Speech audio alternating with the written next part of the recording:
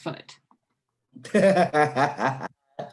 Especially for those who are like using the stand-up desk.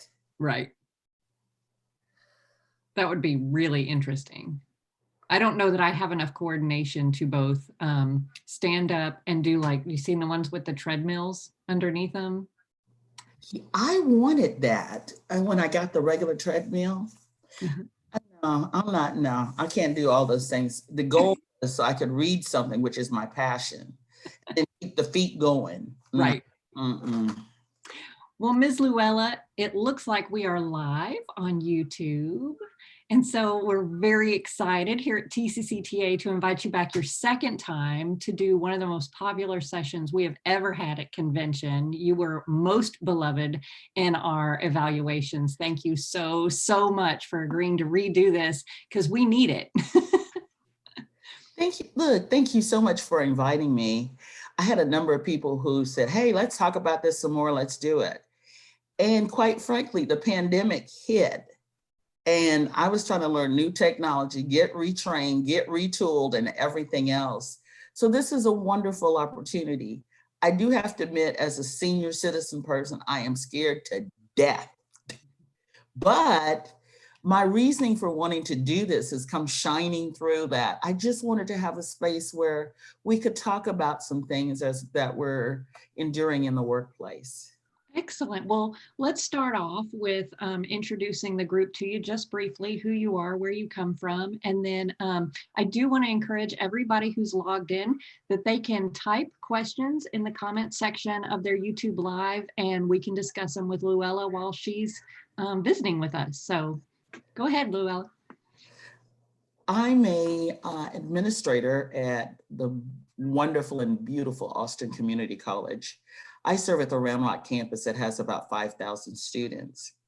And one of the things that got me to thinking about compassion fatigue is that I also serve as an adjunct faculty member in English. So I'm not an expert at anything, I'm not, and I said that at the first session that I gave at the conference in Frisco. I'm not an expert, but I am a seasoned administrator and faculty member. And I can see where those roles intersect. And that there are times that they seem almost opposed to each other, but they're really not. So I have enjoyed being in a role as a policy setter, policy maker, and looking at policy compliance. But on the other side, I tell my students I'm a crazy writing teacher by night. I'm a crazy English teacher by night. I get a chance to do instruction and see how those policies play out with our students. And I have a grassroots perspective of tying them to student services or student affairs, which is my day job. I've been in a lot of different roles at a lot of different schools. I thoroughly enjoy the work that I do. I have a fabulous team that we serve together. And so that's kind of a little bit about me. I've always been in community colleges, although I've never attended one. And people say, oh, didn't you go up through the system? And, I wish I'd known about community colleges. Mm-hmm. I think I would have had a better foundation for my later studies. But that's just a little bit about me. What does anybody want to know about me? So let me throw that out there.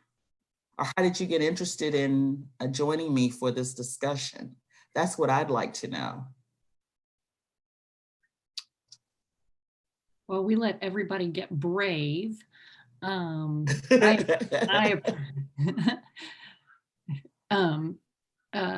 actually did come up through the community college ranks. A community college saved my education after a 4-year college nearly ruined it.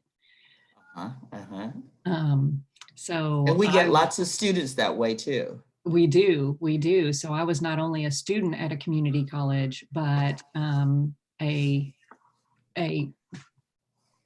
member of kind of a hybrid team of teachers and administrators at a college. And then now I work for you guys, which has been a great, it's just been a great part of kind of wrapping it up as a whole, I did the same thing for students that I do for faculty at TCCTA, and that's been really lovely. Meanwhile, let's talk about the challenges we're facing right now, because there are so many. I keep reading article after article about, you're not imagining things, Zoom wears you out. Well, And it's the same thing with technology until you become familiar with it. It is one thing to go through it and learning a new thing. And yet, last night on the news, I heard a restaurateur say, with trying to turn a full service restaurant into a takeout or a delivery establishment or something, it's like learning a new dance and the steps always change. I said, man, that is about, some of the things that are really going on now. The biggest thing is how we're reliant on technology, I think. Mhm. But Carol, you've got to couple that with the social distancing. I want to say hand washing. It's a total thing. The mask, wearing masks, the social distancing, ensuring that we're taking care of ourselves as well as our community by doing that. Not only do we not want to get sick, we don't want to make others sick. Right. But the biggest thing is, I think back as a grandmother, I was always telling my granddaughter, I know some of them at the conference, I had my granddaughter in tow, telling her, hey, talk to me. Look, put that phone away, do this, put your iPad down, do this. Here we are reliant on the very things, those very technological things to build connection. We have more time now to reflect and to reach back out to other people than ever before. Mm-hmm. But I think the biggest thing in the workplace is COVID has disrupted our work and our work family routines. Mm-hmm. Saying when we started this video that before, if there was a workshop, we would have had an audio or video person and it would be formal, we'd be in a studio somewhere. Think about it these days. The coworker who's the dog comes walking by like, what are you people doing here? Right? The little child wants to play or is crying or something, or someone walks by because a lot of us are in our kitchens and they go get something out of the refrigerator. That's totally a norm now. But our lives have been really disrupted. It was difficult at first. I think the people who are joining us will say it was difficult. It is hard when you've known something and you feel you're accomplished. Even in the workshop, there were several people like me who were edging toward retirement. And all of a sudden, the new things come along and we no longer feel that we're competent. We're no longer confident of knowing what we're doing. That's a very uneasy and an uncomfortable feeling. Mm-hmm. So that's something that we're all with the technology. But the good thing about this, the silver lining is, even with the unprecedented coronavirus or COVID-19, we totally flipped the script. Mm-hmm. Of us now, our classes are ongoing. Our services are being provided virtually. I can't say enough that I am so, so proud. I know colleagues, and I think TCCTA, that we have fought everything technological for so long. I couldn't believe that a student was sharing an example about a faculty member. This is a person who would run from computers and they would run from I can't think of the name of our software right now, Web Advisor or so, or Blackboard. They would run from Blackboard. The student was talking about how engaged and connected she felt to the faculty member. I wanted to be honest and say, who did you say you have for your faculty member? I didn't say it. Probably these big eyes, my mouth was open. That's the goal. The good news is we probably won't go back to where we were. When I did the workshop, there were 2 pages of challenges, 2 type pages of challenges, and there was 1 page of wonderful resources and strategies to help people with. The biggest thing now, a couple of those people in that workshop have contacted me. We've concluded that we want the old lives back. That stuff was not all bad as we thought it was.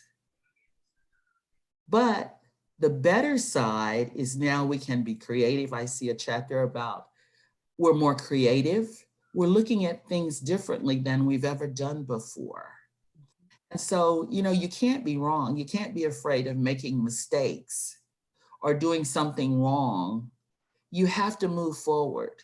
You've got to keep it moving. And I think that's been one of the silver linings of it all, is trying new things, knowing that everyone is in the milieu of trying to get better with technology. That brings us, Louella, you've been asked by some of our watchers, what strategies are helping you help students cope with the unexpected challenges we're going through and that they're going through? I think being flexible. I have always considered myself to be kind of humanistic. I've been doing this so long that I had students who have children and grandchildren. I'm not telling my age now. I tell students I'm only 21 now. Don't start adding up that new math. But I think the biggest thing we can do as faculty members is to be flexible and to be creative. We've got to keep communicating and listening to our students. Just this morning, a student sent me a note saying, "Oh, I can't believe how behind I am." And so it's like the giant light bulb went off. And so I sent a note back and said, number 1, stay safe and keep calm. That's what you got to do. The flexibility thing and looking for creative ways to work with that student to meet the class requirements. My students, I don't lessen the class requirements, the rigor of the class, not at all. But I can be supportive. I can give you other avenues. I recommended online tutoring because we've had a really great tutoring center where students can get free tutoring in most of their classes. It's a little bit different to refer students for online services, but our institutions have a wealth of resources out there. The Student Emergency Aid Funds, the food pantries to work with food insecurity. I want to say, besides being flexible and staying in communication with students, I probably overtly more communicate with them. And I also tell them, you know, looking at written words can be pretty harsh. The same thing I might tell them in passing or something like that. If something gets under, you get a burr under your saddle, let me know. Let me go back and let's talk about it. Because just seeing a written word about it, something can send the wrong signal. I don't want you to be confused. I don't want you to feel uncomfortable, because we're both, and I tell them, we're both in the stream together with this.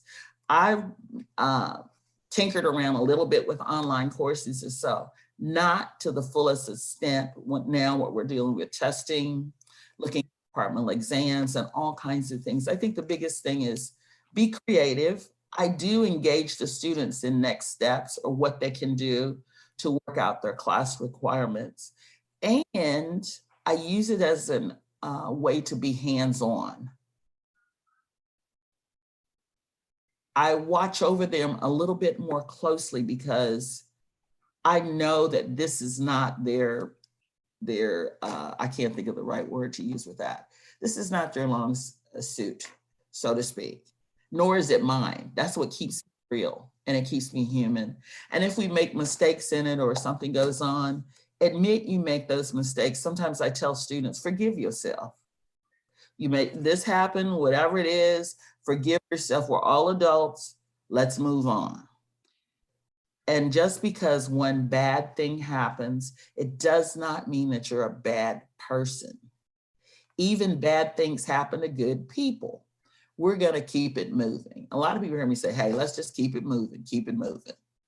Because I think we had a tendency to ruminate on the mistakes or errors or omissions and things that we make.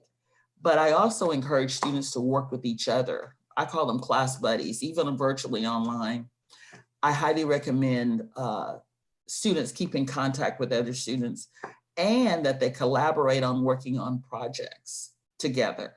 I don't want it to be just one-on-one learning. They need to have time to reflect, to get their thoughts together, to come back with a synergy. And I also do class participation stuff, discussion forums, and sometimes I do funny stuff. I don't want to get myself in trouble by some of the funny stuff. That's all right. That's all right.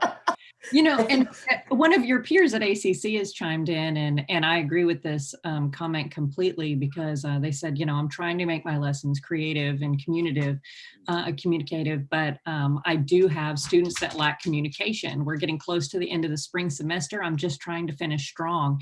And I think that's really kind of a twofold comment in that. One, how do you deal with the students that are just barely hanging on and lacking communication? Do you find that there are more of them than there were when you were in class, in person?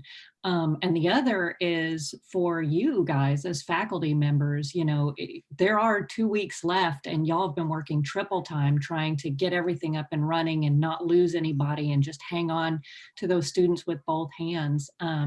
How can we finish this semester strong, both in our, you know, hanging on to those students and just keeping our own morale up? I think we have to remember that we have each other. That is the biggest thing. Each one of our departments has like a task force, or remember that we have institutional resources for us to maintain our academic integrity. The biggest thing I tell students is don't give up. Just don't give up. Thankfully, our institutions have come up with pass-fail options. We've come up with options where students can get an incomplete, which could give them additional time to meet those class requirements. Thank goodness we're coming up on the summertime, and that could give them more of an opportunity. In the past, I've been very concerned about incompletes because the student goes on, they have a class they haven't finished. So what they do is go sign up for the next semester, 12 hours, so they can get their full financial aid. Well, that means now they got 15 hours worth of coursework to kind of work on. I've had students that I try very hard during the intersession, the time between it. I mean, we almost go daily for 2 or 3 hours and working on something. These days, I don't know, with them being at home, we've run into talking with students and saying, do y'all have computers? Well, yeah, the student has a computer, but that's the one that the children, the youth are doing their school lessons on. That's the one that dad needs for work. Right. They also have to have time for their school lessons and for their work. So that in itself is a simple question that really, I don't think I understood the ramifications of it until later on. I'm saying, the student said, I don't have enough computer time to get my work done. I'm saying, wait a minute, 3 weeks ago, you said you had a computer. You said you had Wi-Fi. Mm-hmm. Now this situation is going on. Finishing strong is always a consideration. This morning at my institution, we found out about the online evaluations. I think a panic went through me on this. This is the real world here. Yeah. Our students are going to be given an opportunity to evaluate us online. The class that I'm teaching now was a traditional class in person. I loved them and they loved me. I don't know if they love this online person the way they love the other girl. So I'm going to be real concerned about it. But also look to the pass-fail option, the incompletes, or some schools may allow students to withdraw. I try not to use the withdrawal word. I use it as a stop out, not as someone stopping their education, because we know all too easy that some students don't return. So as best I can, I want to keep a connection with those students. Something that I've done already in my courses, and I think other institutions have it, we're having what academic coaching, or we have success coaches whose job is to look at the persistence of our students and work with them to remove barriers to participation. I've been very, very proactive with any student who is not responding in general, or I haven't heard from all the time. And usually I do missing work when I'm checking stuff on Blackboard. If you don't submit your stuff, I call them friendly nudges, that you get a friendly nudge, that's something, and you need to do that. I don't want them to get behind. But I'm worried, and I feel good about saying, you know, I'm really worried. Now, the end of the semester panic, the usual one, is greater than it could for faculty members for grading, getting our grading done. And also for the students to get their work done while they're dealing with unemployment, or they're dealing with lack of childcare. There might be transportation issues, any number of things that students are more closely dealing with. I thought I was pretty good at being connected to students, but I've learned more about them than I ever before right now. And I'm so proud of what they're trying to do and how they're trying to do it so they have better lives. I really am. What are we going to do with those students that just disappear, the ones that we haven't heard from? Because again, like you said, there are evaluations that are coming out for our faculty, and we have so many with so little, working so hard. And then we have the ones that, no matter how many loving nudges or emails of, hey man, you have the following options, what are we doing with those students? How do we respond this last 2 weeks to the ones that just disappeared? I think the biggest thing we can do is keep the faith. I'm still going to outreach to you. Not many of those students, once they've been gone for a couple of weeks or something, will respond back. But in good faith, I know that I'm going to continue the outreaches. In fact, this morning, here we are with 2 weeks left. This morning, a faculty member said, hey, I haven't seen this student since before spring break. I wanted to jump up and down and scream. Well, when was spring break? Yes, the students got an extra week or so. It's going to be hard. At my beloved institution, we have staff who pull the withdrawal reports, look at the reasons. Of course, now we have COVID-19. Some students may need to withdraw. They're dealing with unsurmountable obstacles. And the other thing that has hit me and lots of students is, because of the coronavirus, we can't go see and support and hug the people that we love. So we're in a kind of a precarious situation. We can take people to care. I mean, my own son had to go and get tested, and it took him days to find out it. Thank goodness it turned out to be negative. But I think we're going to have to continue to outreach to them. We contact those individuals who are on the caseloads of the advisors or our success coaches. So we're going to continue to outreach to them. Even if they don't come back now, we give them registration information. We tell them about other services. Also to mention our continuing education programs. Maybe that's something they could take in a short period of time and get back in the workforce. Unemployment and the issues and the paying of bills and car notes and rent and everything else, it's really, really hard. I think we have to paint a picture as educators that, hey, it's okay to take a stop out. I don't think we've done that in the past. We say drop out, but I think it's always, I used to call them speed bumps or stopovers. You know, go ahead and take that stopover. Don't be hard on yourself for not doing it.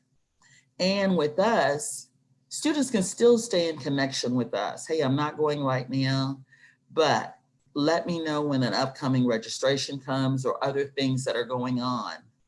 anytime I can find a reason to outreach to a student, I do it or I have my staff do it. It might be registration dates. It might be for a seminar or webinar about something. A few of those students will reach out, but the biggest thing I think it does, it says my school cares about me. Mm. And we've got to continue that no matter what, like never before, because we can't get close to our families. So this isolation that lots of people are feeling, I think it's always important. We have some feedback. Oh, yeah, we have some feedback. Follow-up comment was, Good. I always outreach. I have asked them both if they're okay, just concerned about you. Let me know if there's anything that I can do for you. This is what I'm doing now. At which, yeah, I think that's all you can do right now with those students that are non-responsive. I think it's interesting too that some people had done distance learning. Some people had had some experience online learning through Blackboard or Canvas or whatever we're using, but this is a whole new level. And to the point where a lot of people, we've been calling it emergency response teaching. And one thing that you hear, I like that. One thing that you hear over and over again is talking about how we need to lower our expectations, lower our expectations. You can't do the same thing online that you were doing in class. And you mean of the course, teaching there's an audible expectations? tisk when you hear that, right? I was like, wait a minute now. We have the same course integrity now, the same standards. That's right. But at the same time, we also now have students who are who have insecurities about food and rent and childcare. Some were essential workers, and they're still probably needed more now than ever. So their hours have doubled, sometimes have tripled. And then we have faculty with the same issues, especially some of our vulnerable populations, like our adjunct faculty, who this might not have been their only job. How do we as faculty respond in this last 2 weeks, which we know this isn't our last 2 weeks because we're going to fold right into summer. How should we be finishing this semester? How should we be looking toward the summer and taking care of ourselves at the same time? I think self-care is important. I'm thinking of the analogy that you're on the plane, you got to put the mask on first. Although, as a mom at the time, I was like, I'm putting that mask on my kid, whether I make it or not, no. So I think you got to put the mask on first. This is going to be a new awakening, particularly because, quite frankly, I'm an instructor. I have excellent ratings. The students are actively engaging with me. I'm more proactive, I'd like to think. It might be pushy, that might be the word. You see what I'm saying? Yeah. But you can't give up. I do this, hey, tell me how you're doing, let me know. I also tell most of the emails, I send out weekly announcements to my students, and I tell them where we're going, what's next, and what's going on, refer them for different events on campus to keep them connected. But I think we've got to continue to do that. We'll talk about self-care for myself, but I think the biggest thing is encourage students not to take it personally. Right. It's not something bad that just happened to you. Don't lose your confidence. I hope I'm not saying that too much. This is not the time to assess whether or not you should be a college student. You need to hang in there. I do a lot of I don't want to say welfare check things, but like, hey, how are you doing? What's going on? A couple of times I've had to ask students, what's going on with you right now? And now is in all caps, because obviously they were very accomplished. They were turning things on time. You saw them all the time. That all of a sudden it's like they've hit a wall or something. And a few times by getting it all out, all the things, and I tell you, there were huge barriers. Those students have come back in. We've openly discussed, hey, an incomplete could be a possibility for you. Let's do it the best that you can to get here. Now, I'm not talking about dropping standards, no.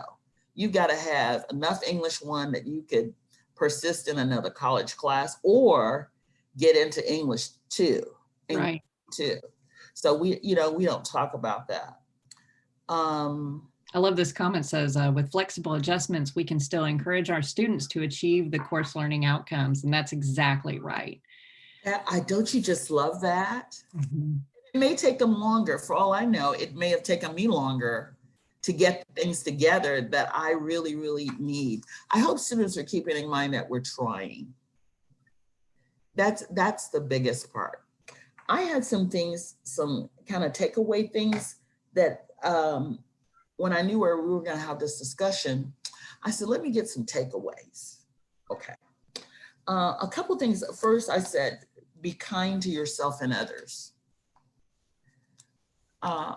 Like never before, we should stand united as communities to stop the spread of disease, to help end the suffering, and also the deaths, the needless deaths that have taken place because of this virus. And look at it, we can't use our traditional ways of mourning because we're saying we need less people, we have to be socially distant and all of that. So even though lots of people are at the end of their life cycle, and our students too have children, they have grandparents or other family members that are living with them now, we don't have a way to mourn the way that we've mourned all our lives for these losses, as well as we're probably grieving for the old life. Right. We, once had. I thought about that.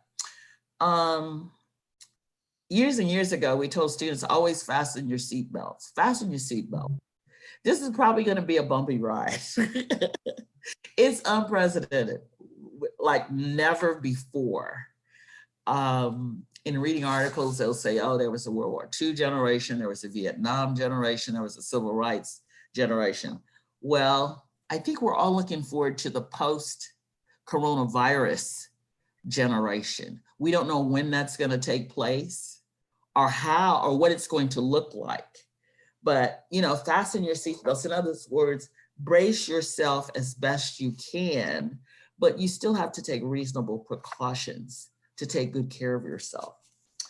My third one was, I said, be kind to yourself. My third one was, forgive yourself if you make errors.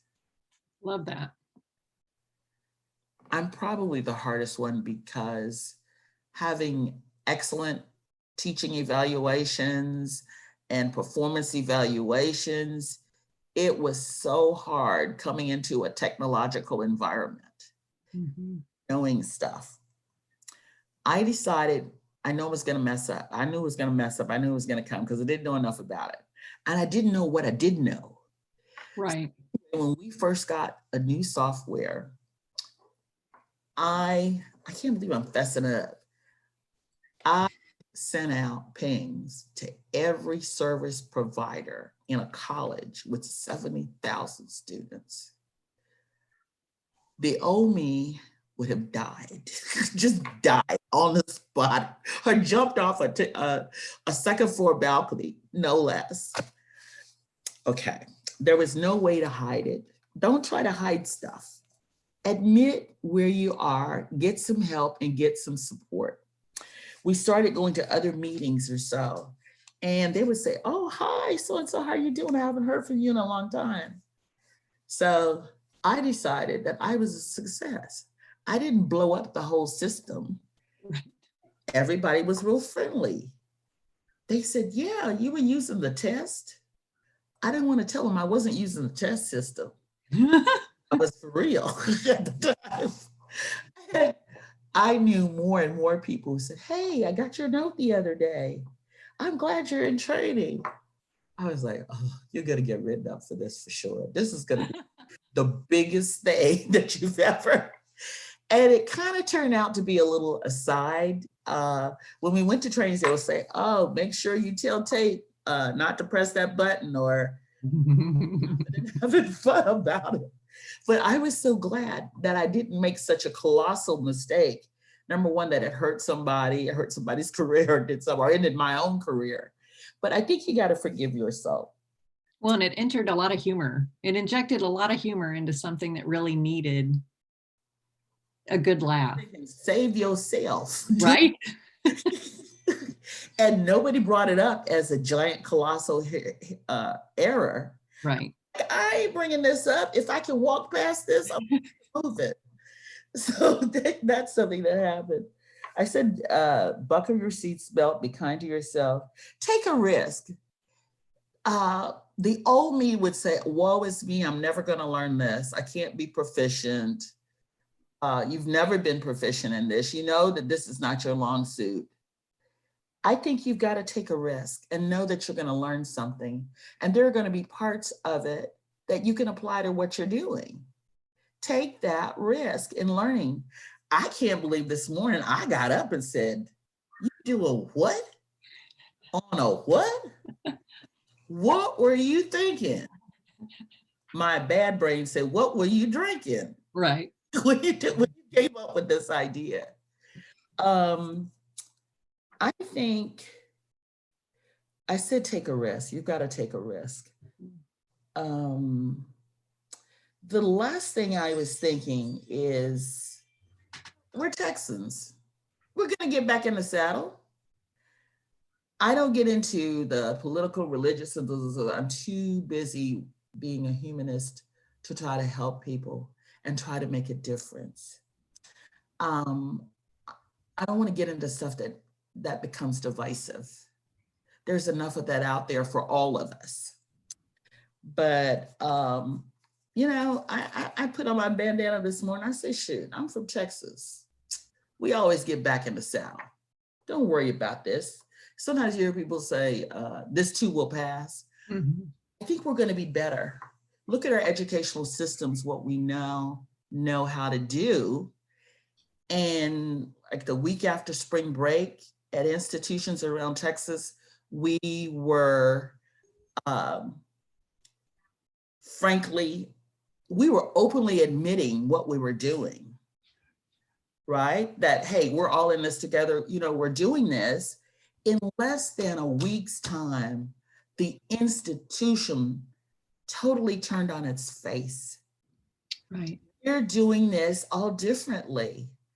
I've started thinking creatively. Now that I know how to do this virtually, what else can I do to this? How can I make this mine?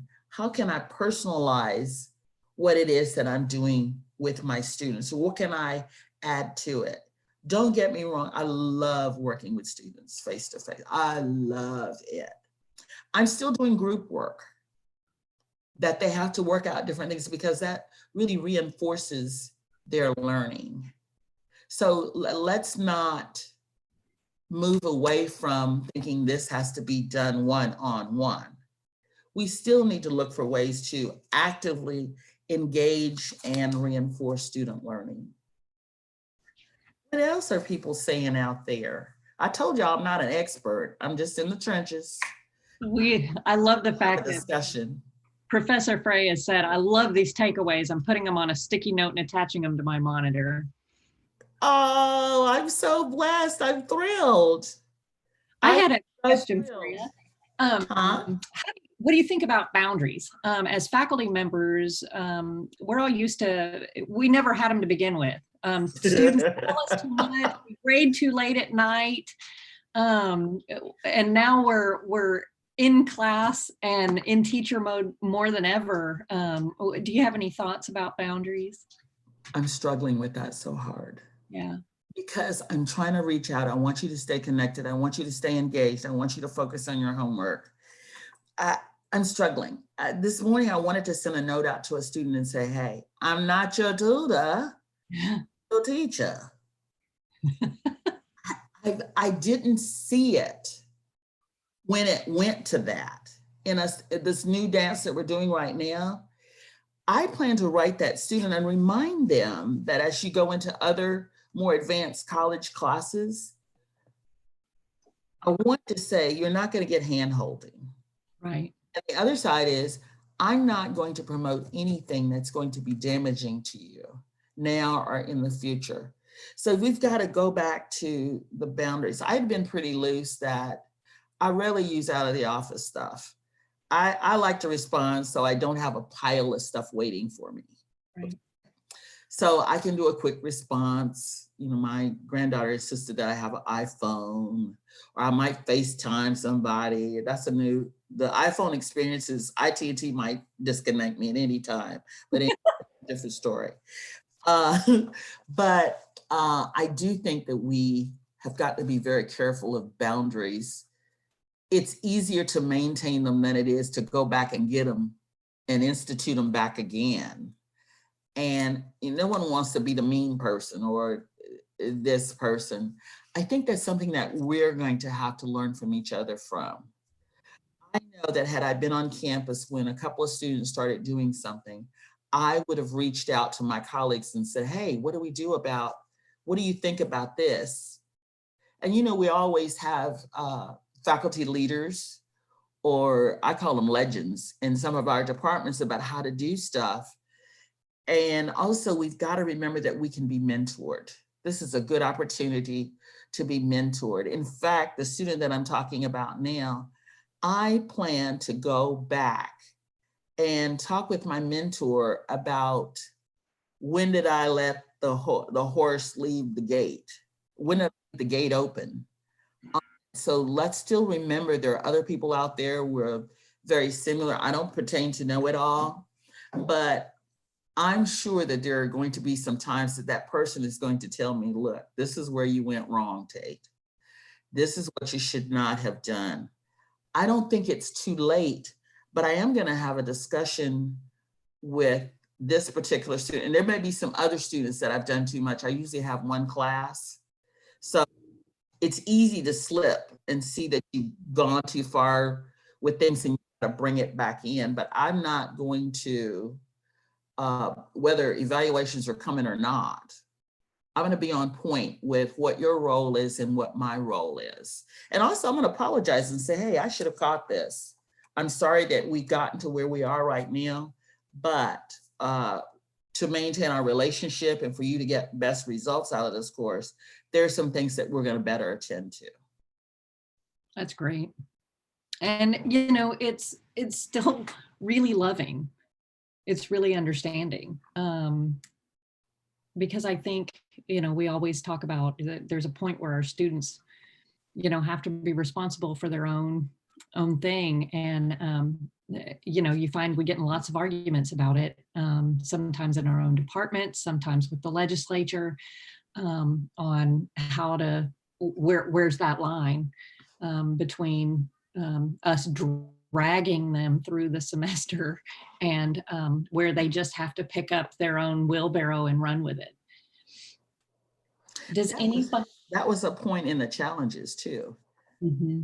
When I did the workshop, I asked people to put in what their challenges were or things that they were frustrated about or uncomfortable. That existed then, and I'm sure very much it exists now. You're absolutely right. I'm sorry. Why?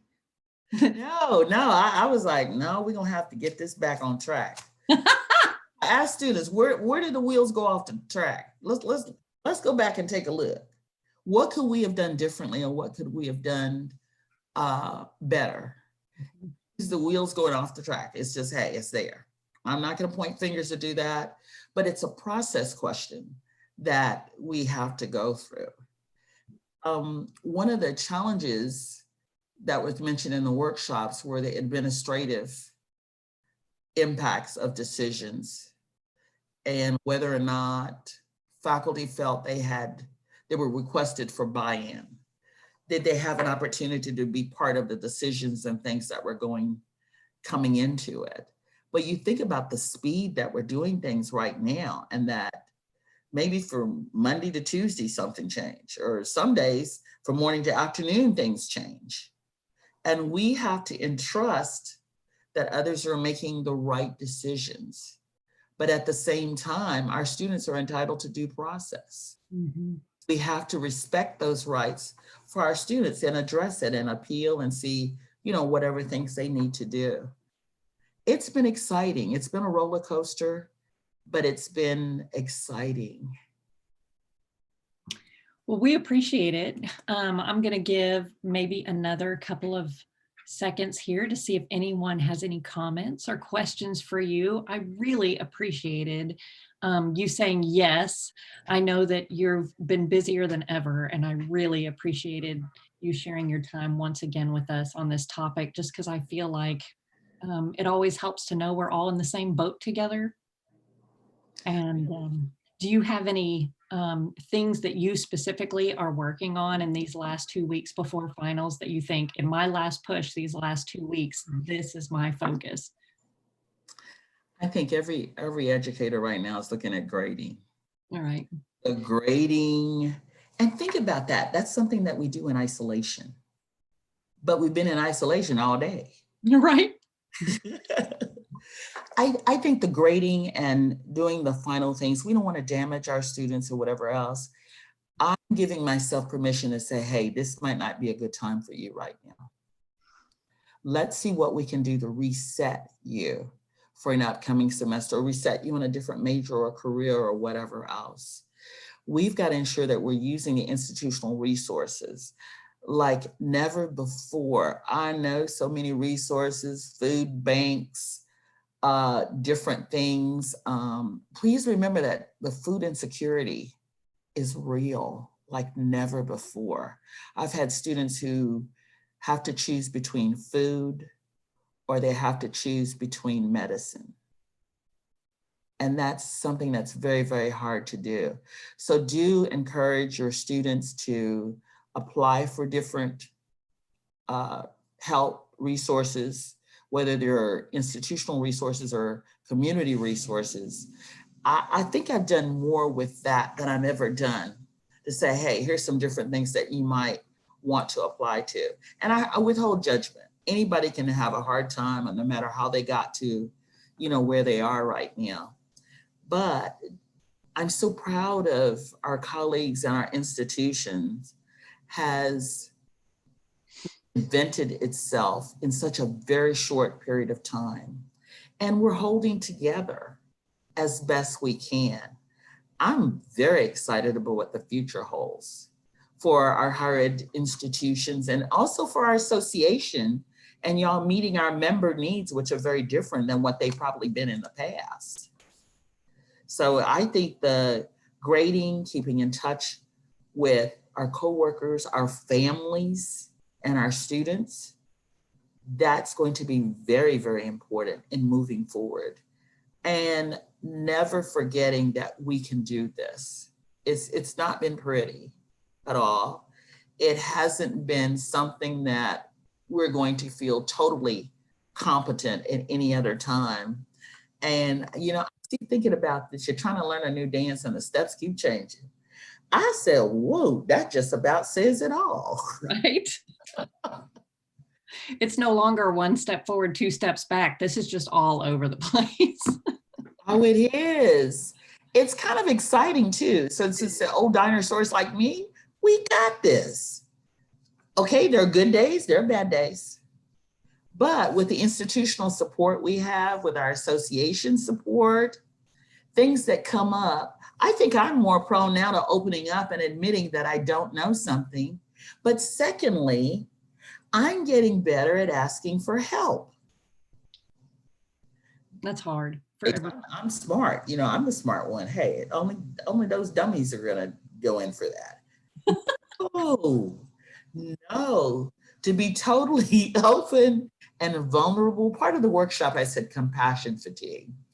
It's not just about feeling empathy for others, it's about what you do for it.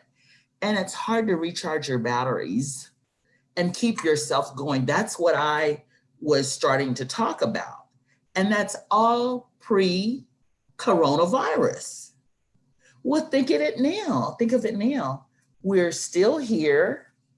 We're doing the absolute best that we can. It helps too that other people are being flexible, admitting when we're uncomfortable or we don't know something. But my help-seeking behaviors have gotten really good. And I don't feel ashamed or embarrassed by it. I think that's That's one thing in this isolation and this disruption that we got to do is stay connected as best you can and ask for help when you don't understand or you don't know something. Mm-hmm. It's very exciting being in higher education with the way things are going now. I'm recharged. I'm inspired. Look, I was going to retire the other day, but that was pre-stock market and pre-coronavirus. Now I'm logged on at 7:58 a.m. ready to go. Right. There may be others in that. Louella. Huh? Working a half day the day of our funeral. I tell you what, that's I have so enjoyed. I just want to thank those who are participating and those who came to the other seminar. It was just out of an idea that I wanted to be able to talk. We talk about subject matter experts, we talk about disciplines, but I wanted to talk about the underside, the soft side of feeling vulnerable and using the tools and skills that you have to help yourself and help other people. I have enjoyed this. It has outrun the terror I feel of being fat and being on camera. It has totally run its course. So I'm sorry, I didn't mean to say that part, but that's real. That's being real. No, I've enjoyed the discussions that have come out of this, and people have approached me about it. Again, I say, hey, I'm no expert. I'm struggling in these trenches. And I just wanted to have a robust and open dialogue about where we all are. So that's been really motivating and inspiring. And if there's something I can do or reach out to help someone else, feel free to contact me. If you want to keep on talking about some stuff or doing it, I would love to do that. I've gotten much more back from this than probably I've ever given any one person. So I think I need to really thank y'all for taking time to do this. And also TCCTA, who knows, they reached out. Well, thank you so much. Huh? Louella, you are so wonderful. And one of our commenters had said you validated so much of what everybody had been feeling. And we appreciate that so much. If anybody wants to get in touch with Louella, you can email TCCTA. Feel free to email me personally if you want to either get in touch with Louella Tate there at ACC, or if you have resources that you felt were particularly helpful to you and that you would like to share, we would love to disseminate that information to help our friends. So my email, if you need it, is chawkins, CHAWKINS at TCCTA, like Texas Community College Teachers Association.org. And I would love to share information as it becomes available. Louella, you are a bright and shining star. We love you so much. I don't know about all of that stuff. You are. That creates expectations. My email is ltate@austincc.edu. I'd love to hear from you if you have suggestions and things. Once again, we're all in these trenches. I'm a reader. I share articles and stuff, probably too much, but I would be happy to share or pass along things. I hope that some of the wonderful people that I met in Frisco, that I was able to touch your heart again, because y'all certainly touched mine. Thank you so much, Louella. We appreciate you. Y'all have a great day, and let's get back in the saddle, Texas. That's right. Bye, guys. Bye.